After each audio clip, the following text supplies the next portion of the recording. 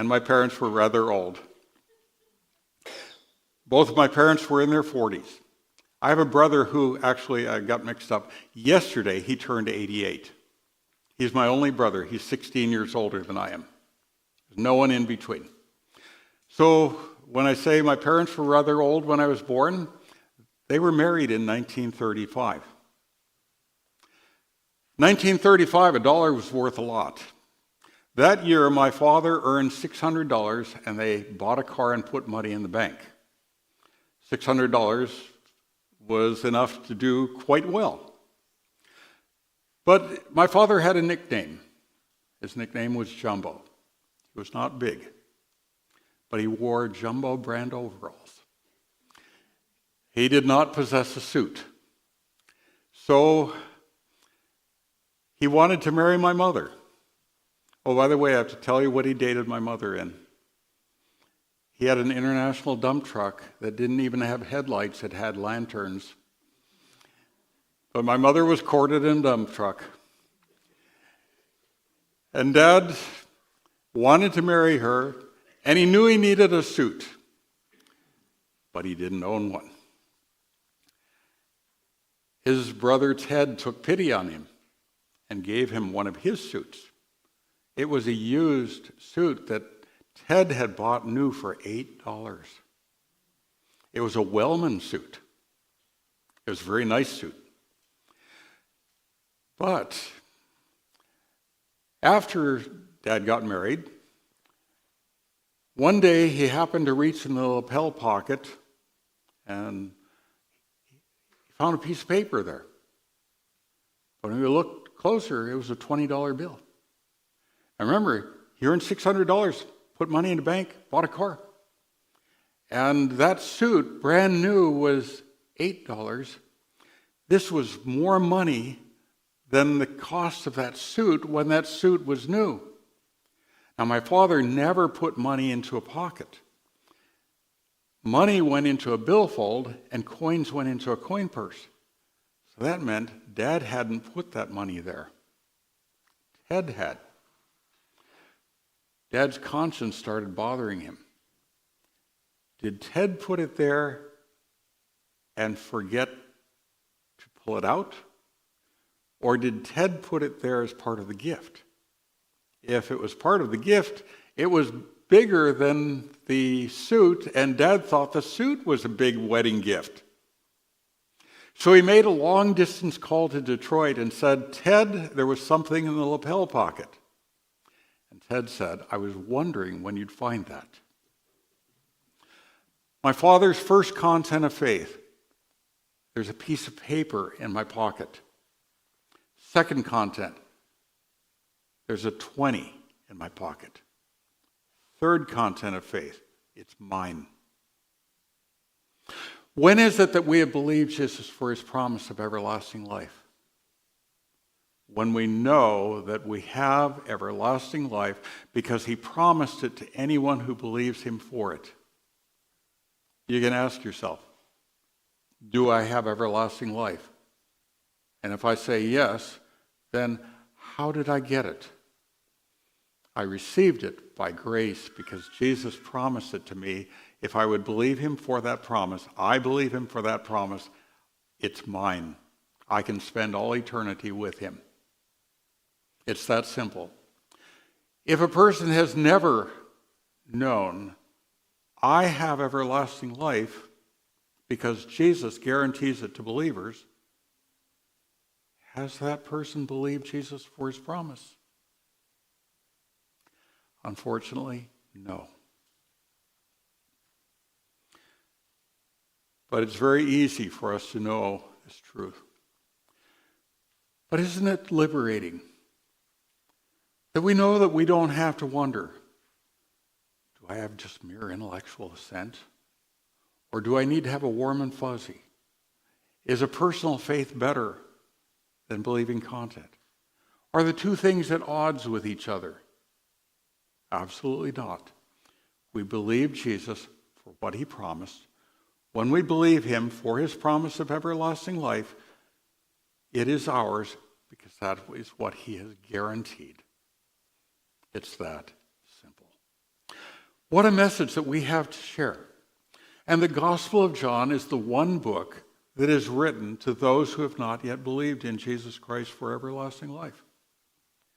And one of the interesting things about it is that John allows us to make Jesus and his word the issue. We don't have to make ourselves the issue. Now, I know that one of the most difficult things is what about circumstances where I'm talking with a family member or a friend who says, my religion is better than yours. I think God will be happier with mine than with yours.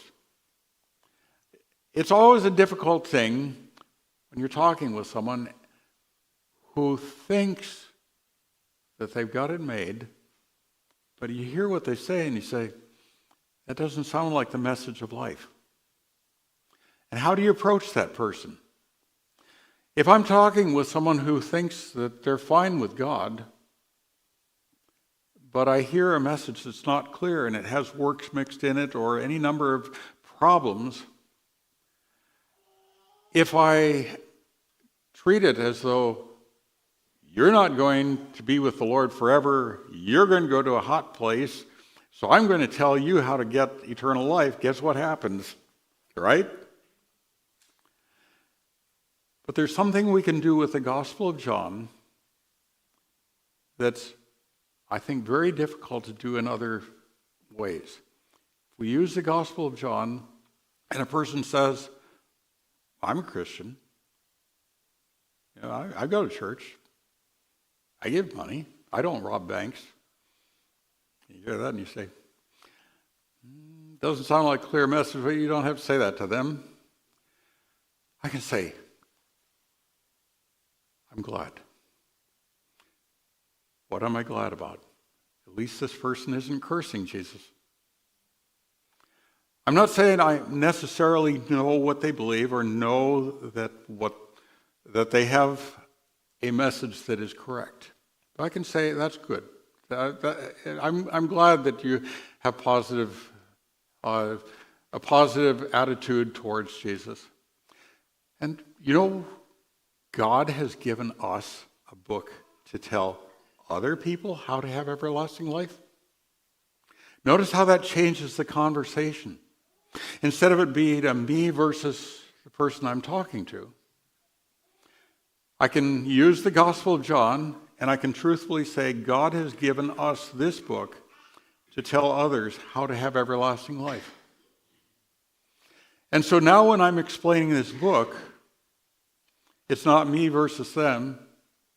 It's me giving a recommendation to use the book that God has designed for this purpose to tell this other person how to have everlasting life. I think I have found that there are a lot of circumstances where that really makes it easier to talk to people about Jesus. We have such a simple message. What we're aiming at people understanding is that this book tells us that Jesus has promised everlasting life as a gift to those who simply believe him for his promise of everlasting life. It's that simple. So I wanted to finish on that note in order to say why it is that you see, I can show you my picture of my pride and joy. I've got a forklift at home. Just the day before I caught my flight to get here, we received 10,000 of these. We have always at a minimum in our garage 20,000. So we range between 20 and 30,000, and we give upwards of 50,000 of these away a year. So I need a forklift. But why is it that we spend so much time on the Gospel of John? It's why reinvent the wheel. God has designed this book to share the message of life, and look how it can open doors for what can be a very complicated discussion. The hardest ones are with family and friends, and especially if they think that they've got it made already with God. Okay, questions? All right, any questions on this or Any questions in general that you might have? Well, I just want to make a comment. Well, wait. People online want to hear your wisdom. It's the wisdom that says in Haley Knox's office, there are several boxes of the living water, and so you have heard, take some.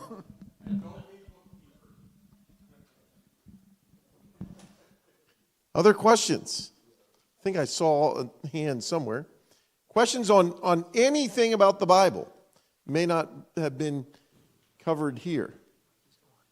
Okay. Any questions at all? I don't bite. John, do you want to tell us the talks tomorrow, what at 9 and 11, what you're going to be talking about? The first one is going to be a new look at old Saint Nick. Nicodemus is hated by Jewish people because the rabbis said he became a Christian. And Christians hate Nicodemus because they say, oh, Nicodemus came and he was trying to snooker Jesus, and he wasn't serious. And we're going to take a new look at Nicodemus. And I think you'll be surprised. I think that the Bible presents a very positive picture of Nicodemus, but there are a lot of fairy tales that surround him. And then in the main service, we will talk about the nuts and bolts of saving faith. And so this will be to look at the Gospel of John as an overview and see just how the whole book fits together in order to show the message that Jesus grants everlasting life to those who believe in him for it.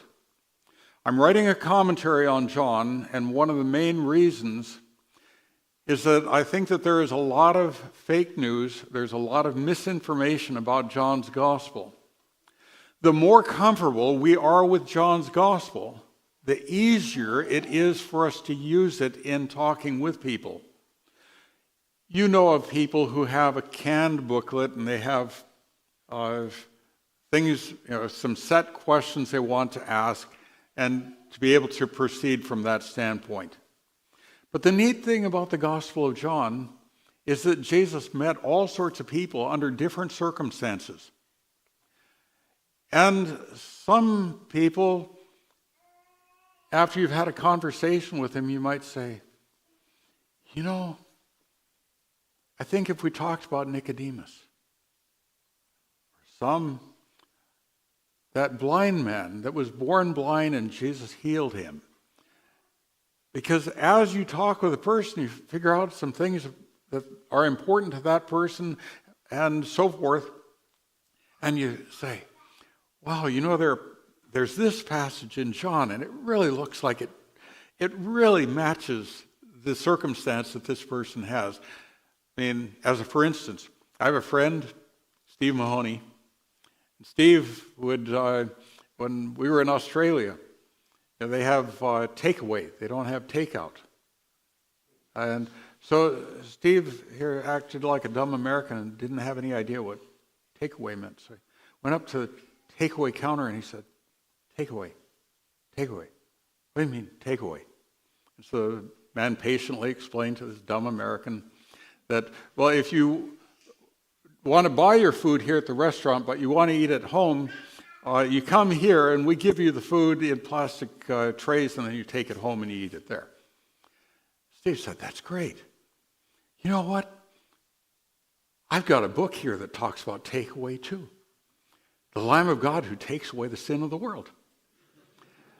And here you are in the fishing capital of the world.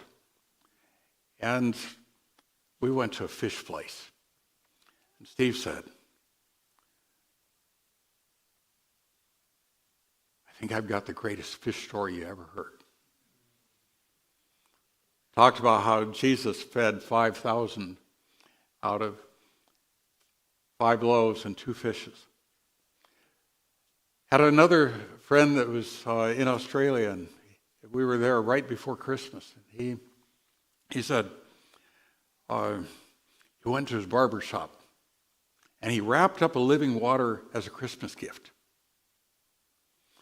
And he set it on the table there, and his barber, who was a really talkative fellow, said, "What's that?" And so the man said, "It's a gift." "Well, what is the gift?"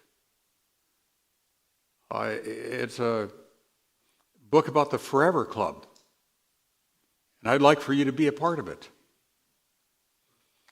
And you can think of all sorts of fun ways of introducing conversations about the Gospel of John. And you put a quarter in me, and I could talk about John all day long.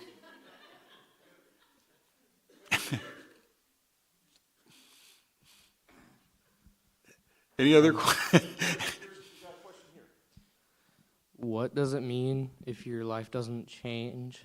Like, does that mean you ever really did believe? Okay, the question is whether if a person's life does not change, whether that is proof that the person has not believed. Are there any passages that you have in mind in particular? Well, let me take you to a passage that a lot of people would argue sets that forth. Let's look at Ephesians chapter 2.